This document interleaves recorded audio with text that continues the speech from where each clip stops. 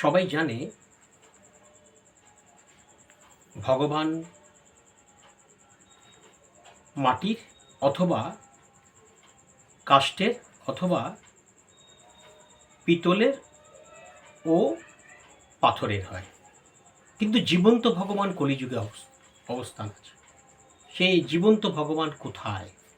আজ এই পাঠে এই জীবন্ত ভগবান যে কোথায় পাঠের মাধ্যমে আজ আপনাদের সামনে পরিবেশন করব। তার আগে মঙ্গলাচরণ করে নিই।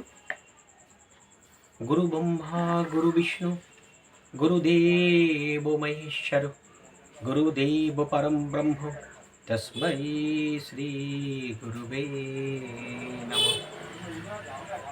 বন্দেহং শ্রীগুরু শ্রীযুতপদকমলং শ্রীগুরূন বৈষ্ণবাংশ শ্রীরূপং সগ্রজাতং সহগণ রঘুনাথমিতং তং সজীবং সদ্বৈতং সাবধূতং পরিজনচৈতং কৃষ্ণচৈতন্যচন্দ্রদেবং শ্রীরাধাকৃষ্ণপ্রদান সহগণ ললিতা শ্রীবিশাখান্বিতাংশ। নমো ওং বিষ্ণুপ্রদায় কৃষ্ণপ্রেষ্টায় ভূতলে শ্রীমতে ভক্তিবেদান্ত স্বামিনীতি নামিনে। নমস্তে সরস্বতী দেবে গৌরবাণী প্রচারিণে নির্বিশেষ শূন্যবাধি পশ্চাৎদেশতারিণে। হে কৃষ্ণ করুণা সিন্ধু দীনবন্ধু জগৎপথে গোপীশ গোপিকাকান্ত রাধাকান্ত নমস্তুতে। তপ্ত কাঞ্চন গৌরাঙ্গী রাধে বৃন্দাবনেশ্বরী বিশুভানুসুতে দেবী প্রণমামি হরি প্রিয়। শুকুরু প্রবোধাজ্য সর্বশাস্ত্র বিশারদ এতৎকথা প্রকাশেন মদজ্ঞান বিনাশনম। নারায়ণং নমস্কৃত্যং নরং চৈব নরোত্তমং দেবীং সরস্বতীং ব্যাসং ততো জয়মুদীরয়। নষ্টপ্রেষু ভদ্রেষু নিত্যং ভগবত সেবায়া ভগবত উত্তম শ্লোকে ভক্তি ভক্তি নৈষ্টকি। কৃষ্ণায় বসুদেবায় দেবকী নন্দনায় চ নন্দগোপকুমারায় গোবিন্দায় নমো নমঃ। নীলাচল নিবাসায় নৃত্যায় পরমাত্মনে বলভদ্র সুভদ্রাভ্যাং জগন্নাথায় তে। হরে কৃষ্ণ। তাজ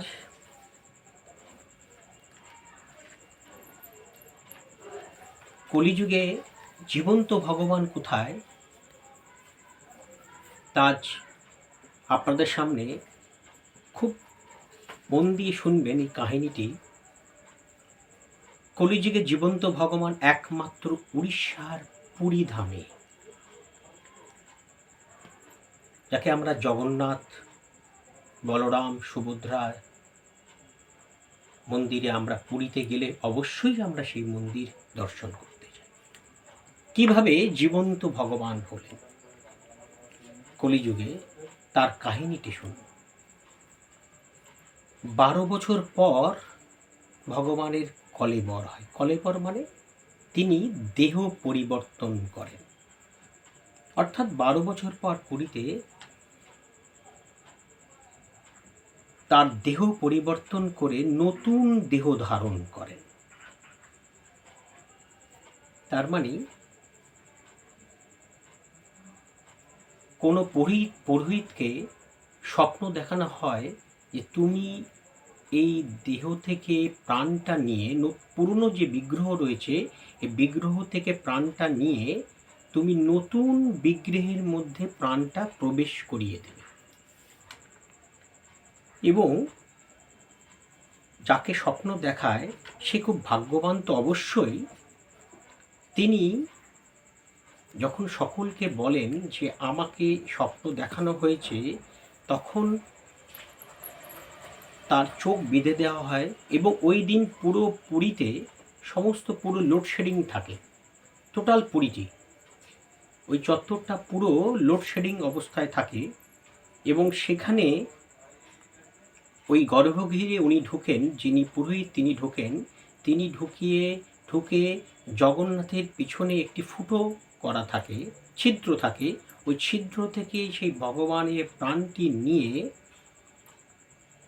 নতুন যে বিগ্রহ সৃষ্টি করা হয় সেই নতুন বিগ্রহে প্রাণটি প্রবেশ করানো হয় এবং প্রবেশ করানোর পর পুরনো বিগ্রহটিকে সমাধিস্থ করা হয়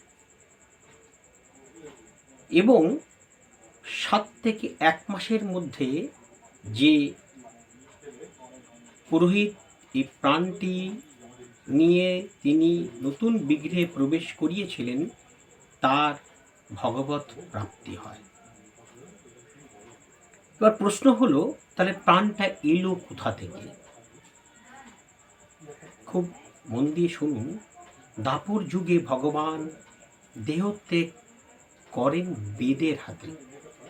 মনে আছে না, কৃষ্ণ যখন দাপর যুগে দেহত্যাগ করেন,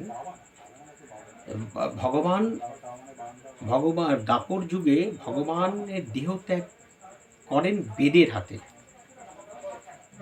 এবং কে ছিল সেই বেদ? এই বেদ হলো সেই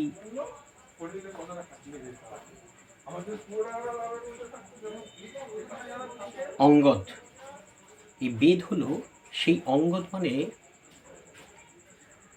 ত্রেতা যুগে রামচন্দ্র যখন বানরদেরকে নিয়ে লঙ্কা আক্রমণ করবার আগে বানরদের সঙ্গে ছলা পরামর্শ করে যখন তার সুগ্রীবকে সঙ্গে নিলেন, তখন তার ভাইকে মারবার জন্য সুগ্রীব বললেন, আমার ভাইকে না মারলে আমি এই রাজত্ব পাব না। তখন ভগবান পিছন থেকে এই অঙ্গাদকে তিনি হত্যা করেছিলেন। তখন অঙ্গাদ বলেছিলেন, প্রভু তুমি আমায় পিছন থেকে মারলে, তুমি যদি আমাকে সামনে এসে বলতেন আমার প্রাণটা চাই, আমি তোমাকে প্রাণটা দিয়ে দিতাম। তখন ভগবান বললেন, আমি যখন অন্যায়ভাবে মেরেছি তো আমাকেও তুমি, আমি যখন দাপর যুগের লীলায় আসবো তখন তুমি আমাকেই এইভাবে মারবে। তা ঠিক অঙ্গাদ এইভাবে জড়া বেদ রূপে এসে তিনি এই ভগবানকে হত্যা করলেন। ভগবান দাপর লীলা শেষ করে তিনি, তখন তার বয়স হয়েছে 125 বছর, তিনি একটি বটবৃক্ষের উপরে পা ঝুলিয়ে বসে বাঁশি বাজাচ্ছেন। ভগবানের চরণ তো কোমল, সুন্দর, লাল টুকটুকে। তা বেদ দূর থেকে দেখে ভাবছে যে কোনো পক্ষী বুঝি। লাল টুকটুকে দেখে মনে হচ্ছে তার একটা পক্ষীর ঠোঁট বলে মনে হলো। সে তখন বাণ দিয়ে যখন মারলেন, ভগবান তখন মাটিতে লুটিয়ে পড়ল। তো এইভাবে ভগবান যখন তার দেহ পরিত্যাগ করলেন, তখন পঞ্চপাণ্ডবরা এসে কাষ্ঠ সাজিয়ে সমুদ্রের ধারে সেখানে তার শেষকৃত্য সম্পন্ন করলেন। কিন্তু সমস্ত কিছু পুড়ে গেলেও, সব ছাই হয়ে গেল, কিন্তু দিলটি পুড়ল না।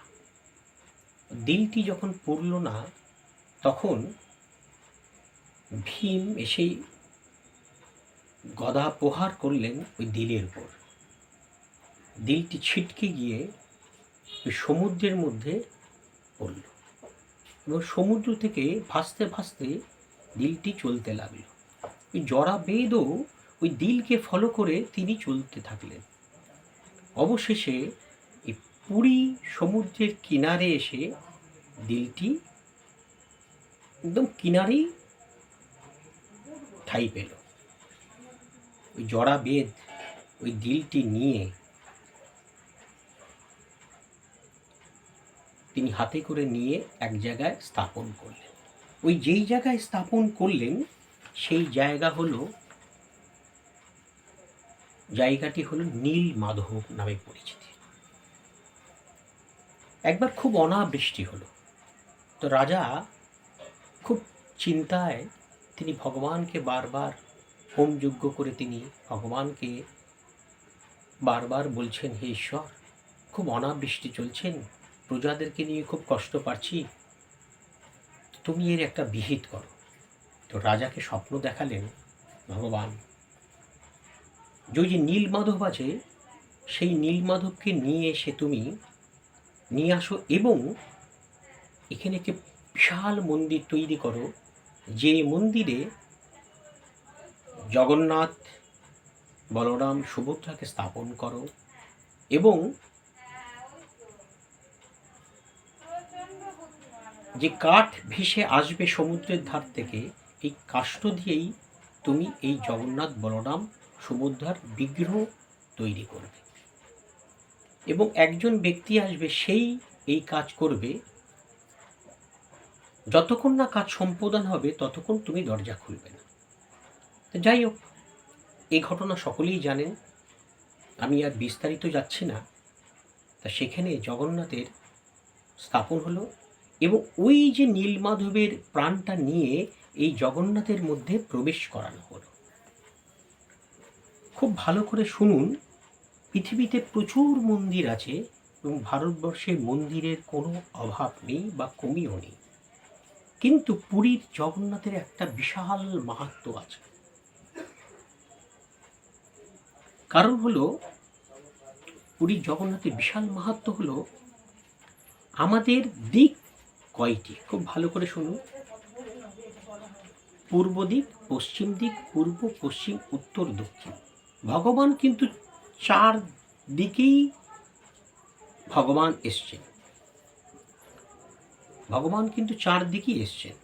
দক্ষিণে এসছেন রামনাথ, উত্তরে এসছেন বদ্রীনাথ। তাহলে উত্তরে এলেন প্রথম বদ্রীনাথ, দক্ষিণে এলেন রামনাথ, পশ্চিমে এলেন দ্বারকানাথ, অর্থাৎ যেটা আজকে গুজরাটে অবস্থিত, আর পূর্বে এলেন জগন্নাথ। এই চারটে নাথ কিন্তু চারটে দিকেই অবস্থান করেছে। এবার কথা হলো, পুরীর মাহাত্ম্যটা কি সেটা বোঝানোর চেষ্টা করছি।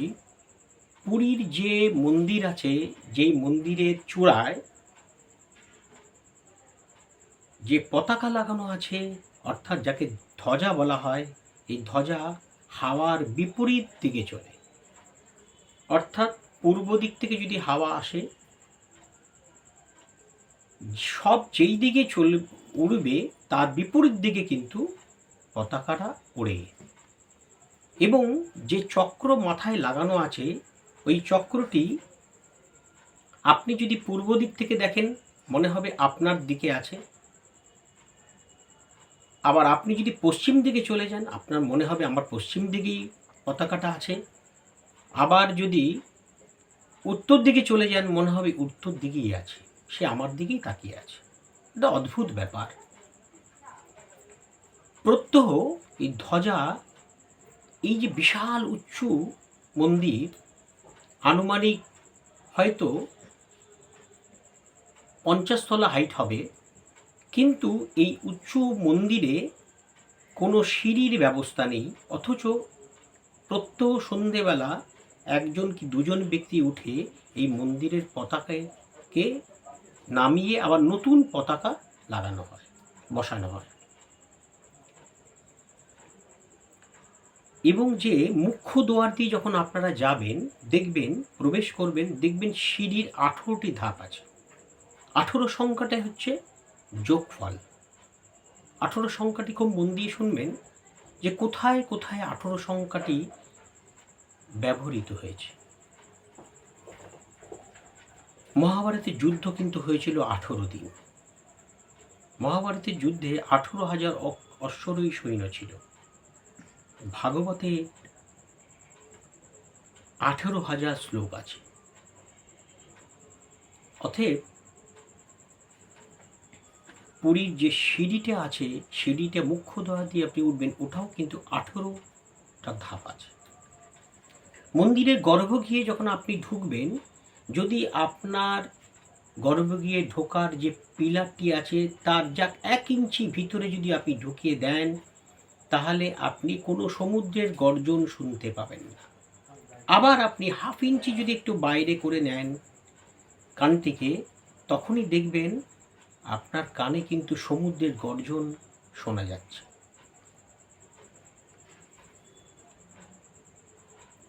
পুরীর মন্দিরে এক এক করে 7টি হাঁড়ি বসানো হয়।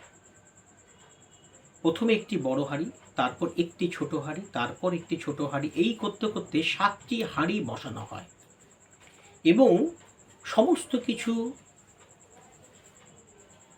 পরিপাটি করে দিয়ে একবারে দিয়ে কেউ নাড়াচাড়াও করে না, কোনো কিছুও করে না, একেবারে সব সাজিয়ে দিয়ে ডাল তরকারি যা যা তিনি দেবেন সমস্ত পঞ্চব্যঞ্জন সব দিয়ে সাজিয়ে একেবারে দিয়ে এইবারে বাইরে থেকে সে আগুন দিতে হয়। বাইরে একটি ছিদ্র থাকে, সেই ছিদ্র দিয়ে কাঠের আগুন দিতে হয় এবং পরপর 7টা হাঁড়ি সাজানো থাকে। আমরা যে রান্না করি, আমরা দেখবেন রান্নার সময় আমরা গিয়ে আগে মশলা দিই, একটু তেল দিই, মশলা দিই, তারপর নাড়াচাড়া করি, তারপর এটা ভেজে গেলে ভেজে উঠলে আবার দ্বিতীয় দিই, তারপর জল দিই, এইভাবে রান্না করি। কিন্তু ভগবানের রান্না কিন্তু একবারই চাপানো হয় এবং 7টি হাঁড়ি সাজিয়ে পরপর তলায় আগুন দেওয়া হয়। অদ্ভুত ব্যাপার হলো, প্রথম শেষে যে হাঁড়িটা আপনি দিয়েছেন, অর্থাৎ 7ম হাঁড়িটি, প্রথম ওই হাঁড়িটি রান্না সবার আগে পাক হয়, তারপর 6 নম্বর, তারপর 5 নম্বর, তারপর 4 নম্বর, এইভাবে প্রত্যেকটির হাঁড়ি সুস্বাদুভাবে ভগবানের এই প্রসাদই সৃষ্টি হয় এবং এই প্রসাদ প্রথম নিয়ে হাঁড়ি থেকে নামিয়ে ভগবানকে অর্পণ করে সেটা মা বিমলা দেবীকে দেওয়া হয়। সেই বিমলা দেবী থেকেই প্রসাদ নিয়ে এসে আমরা আজ এই প্রসাদ রূপে আমরা ভগবানের আশীর্বাদ পাই। এবং দেখবেন পৃথিবীতে প্রচুর মন্দির আছে, কিন্তু মহাপ্রসাদ বললেই একমাত্র পুরীর জগন্নাথকেই বলা হয়, এটা মহাপ্রসাদ। সেই জন্য এই পুরীর জগন্নাথের প্রসাদকে শুকিয়ে ছোট ছোট বালিশ আকারে তৈরি করে সেটা সারা পৃথিবী জুড়ে, পৃথিবীব্যাপী কিন্তু এই প্রসাদ বিতরণ হচ্ছে। এটা ভগবানের কি সাংঘাতিক মহিমা, একবার ভেবে দেখুন তো। বাড়িতে যদি আপনি একটি হাঁড়িতে ভাত বসান, তার উপরে 3টে হাঁড়ি লাগান, দেবেন উপরে হাঁড়িটা জল গরমই হবে না, তার আগে নিচে রান্না হয়ে গেছে, অথচ ওখানে কিন্তু উপরের হাঁড়ির রান্না সবার আগে হয়। প্রত্যহ 80 মণের চালের প্রসাদ হয়। গরিব দুঃখী থেকে সকলেই এই প্রসাদ পায় এবং প্রসাদের কোনোদিন কমই হয় না। প্রত্যেক রাঁধুনিকে কলিযুগে, প্রত্যেক যে রাঁধুনি আছে এখানে, প্রত্যেক রাঁধুনিকে পেট ভরে খাইয়ে তবেই তারা এই প্রসাদের কাজে ব্যস্ত হয়। যা যা করণীয় কাজ করতে হবে এই ভগবানের প্রসাদ তৈরি করতে, তারা যে কর্মরত থাকে তাদেরকে আগে পেট ভরে খাওয়ানো হয়। কেন কি জানেন? আমাদের কিছু ভুল ব্যাখ্যা আছে। আমরা কি বলি, আমরা আজ উপবাস আছি, তার মানে কি হলো, আমি আজকে খাবো না, উপবাস থাকলাম, থেকে ভগবানের নামগান যতটুকু পারলাম করলাম, তারপর সেটাই হলো উপবাস। কিন্তু তা নয়। শাস্ত্র কি বলছে? শাস্ত্র বলছে উপকথার মানে হচ্ছে কাছে, আর বাস মানে বসবাস করা। তাহলে উপবাস মানে হলো ভগবানের কাছে থাকা, না খেয়ে থাকা নয়। ওই জন্যই পুরীর জগন্নাথে সব মানুষকে পেট ভরে খাইয়ে, তার আর কোনো লালসা লোভ কিচ্ছু থাকবে না, সে পেট ভরে তাকে খাইয়ে তারপরেই সে ভগবানের কাজে উপবিষ্ট হয়। তাই আপনারা আজ ভালো করে বুঝে নিন, একজন ব্যক্তি উপবাস করলো, আরেকজন ব্যক্তি, দুজনেই উপবাস করলো, কিন্তু একজন কি করলেন, সে না খেয়ে থাকলো, আর একজন ব্যক্তি উপবাস মানে ভগবানের কাছে গিয়ে থাকলো। উপকথার মানে হচ্ছে কাছে, আর বাস করলো, সে সর্বদা ভগবানের খাওয়া দাওয়া করে ভগবানের নাম কীর্তন, সেদিন শুধু ভগবানের নামেই রত রইলেন। আর একজন কী করলেন, না খেয়ে রইলেন, দুপুর 12টার পর তার গ্যাস হয়ে গেল, সে অসুস্থ হয়ে গেল, গিয়ে শুয়ে পড়ল। ডাক্তার বুদ্ধি নিয়ে এসে তাকে ওষুধ দিয়ে প্রেশার ফল হয়ে গেল, সে 3 দিন 4 দিন নামের বাইরে চলে গেল। কোনটা কাজে লাগলো, এইটা না ওইটা? ভগবান কোথাও বলেননি না খেয়ে, ভগবান বলেছে অন্তর দিয়ে ডাকো, মন দিয়ে ডাকো, চোখের জল দিয়ে ডাকো। বলছে ভ্রমিতে ভ্রমিতে কোনো ভাগ্যবান জীব গুরু কৃষ্ণ প্রসাদ পায় ভক্তি লতার বীজ, মালি হয়ে সেই বীজ কর হয়ে রোপণ, শ্রবণ কীর্তন জলে করিয়া সিঞ্চন। এই যে বীজ পেয়েছি, আমি কি করব, বীজটা আমি আমার দেহের ভিতরে নিলাম, নিয়ে শ্রবণ কীর্তন, অতএব আমি কানে শুনছি আর মুখে বলছি আর ভাবছি, তার ভগবানের কথা চিন্তন করেছি, করে শ্রবণ কীর্তনজলে করিয়া সিঞ্চন। এই যে আমি করছি, এটাই হচ্ছে ভগবানের প্রার্থনা।